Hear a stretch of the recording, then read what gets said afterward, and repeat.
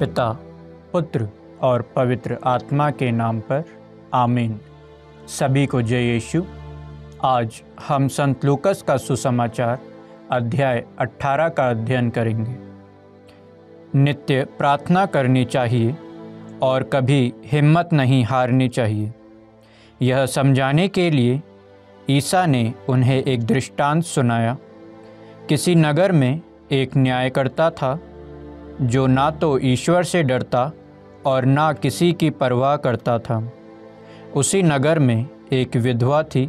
वह उसके पास आकर कहा करती थी, मेरे मुद्दई के विरुद्ध मुझे न्याय दिलाइए। बहुत समय तक वह अस्वीकार करता रहा। बाद में उसने मन ही मन यह कहा, मैं ना तो ईश्वर से डरता और ना किसी की परवाह करता हूँ, किंतु वह विधवा मुझे तंग करती है, इसलिए मैं उसके लिए न्याय की व्यवस्था करूँगा, जिससे वह बार बार आकर मेरी नाक में दम ना करती रहे। प्रभु ने कहा, सुनते हो कि वह अधर्मी न्यायकर्ता क्या कहता है? क्या ईश्वर अपने चुने हुए लोगों के लिए न्याय की व्यवस्था नहीं करेगा, जो दिन रात उसकी दुहाई देते रहते हैं? क्या वह उनके विषय में देर करेगा? मैं तुमसे कहता हूँ, वह शीघ्र ही उनके लिए न्याय करेगा। परंतु जब मानव पुत्र आएगा तो क्या वह पृथ्वी पर विश्वास बचा हुआ पाएगा? कुछ लोग बड़े आत्मविश्वास के साथ अपने को धर्मी मानते और दूसरों को तुच्छ समझते थे। ईसा ने ऐसे लोगों के लिए यह दृष्टांत सुनाया।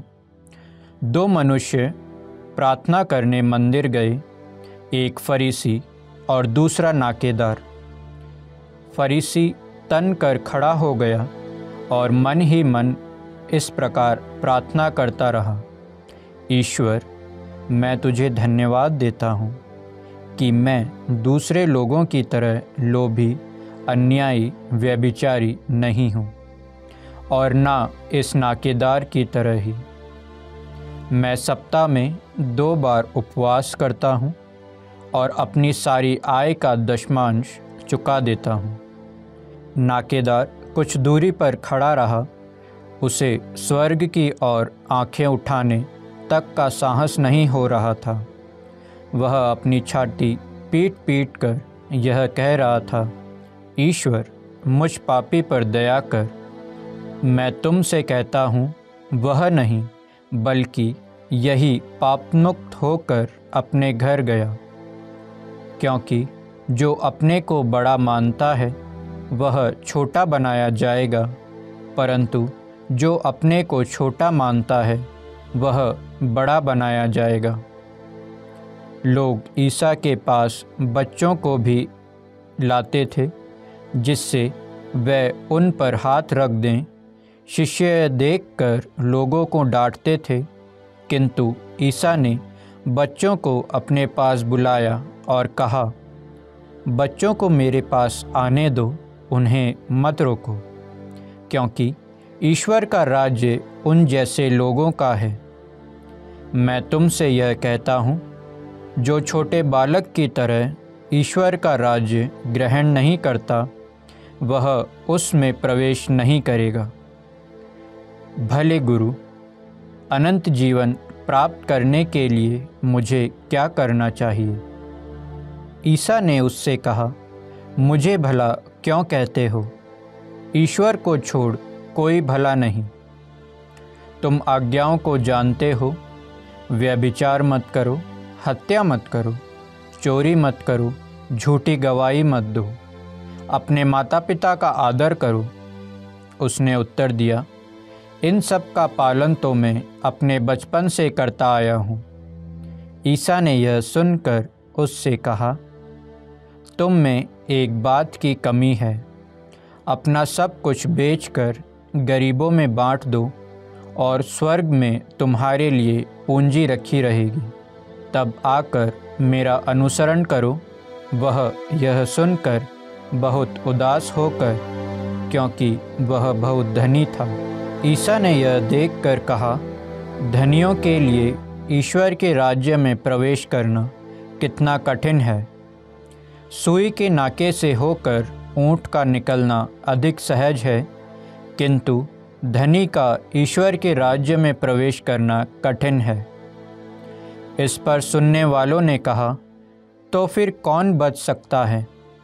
ईसा ने उत्तर दिया, जो मनुष्यों के लिए असंभव है वह ईश्वर के लिए संभव है।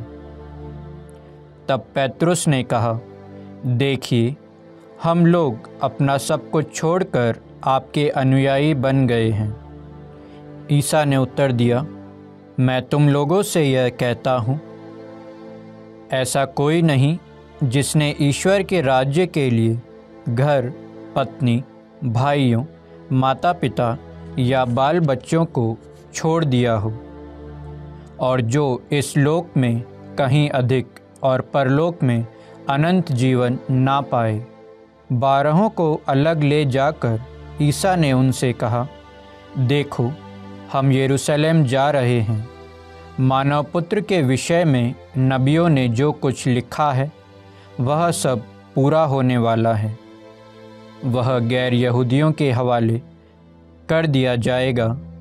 वे उनका उपहास करेंगे, उन पर अत्याचार करेंगे और उन पर थूकेंगे, उसे कोड़े लगाएंगे और मार डालेंगे, लेकिन तीसरे दिन वह जी उठेगा। 12 ने कुछ भी नहीं समझा। इन शब्दों का अर्थ उनसे छिपा ही रहा और वे इन्हें नहीं समझ सके। जब ईसा यरीहो के निकट आ रहे थे तो एक अंधा सड़क के किनारे बैठा भीख मांग रहा था। उसने भीड़ को गुजरते सुनकर पूछा कि क्या हो रहा है। लोगों ने उसे बताया कि ईसा नाज़री इधर आ रहे हैं। इस पर वह यह कहते हुए पुकार उठा, ईसा, दाऊद के पुत्र, मुझ पर दया कीजिए।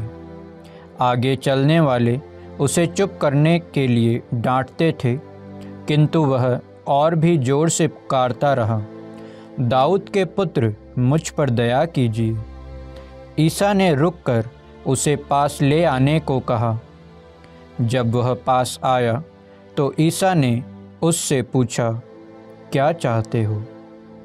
मैं तुम्हारे लिए क्या करूं? उसने उत्तर दिया, प्रभु, मैं फिर से देख सकूं। ईसा ने उससे कहा, जाओ, तुम्हारे विश्वास ने तुम्हारा उद्धार किया है। उसी क्षण उसकी दृष्टि लौट आई और वह ईश्वर की स्तुति करते हुए ईसा के पीछे हो लिया। सारी जनता ने यह देखकर ईसा की स्तुति की। यह प्रभु की वाणी है। ईश्वर को धन्यवाद। पिता, पुत्र और पवित्र आत्मा के नाम पर आमीन। सभी को जय यीशु।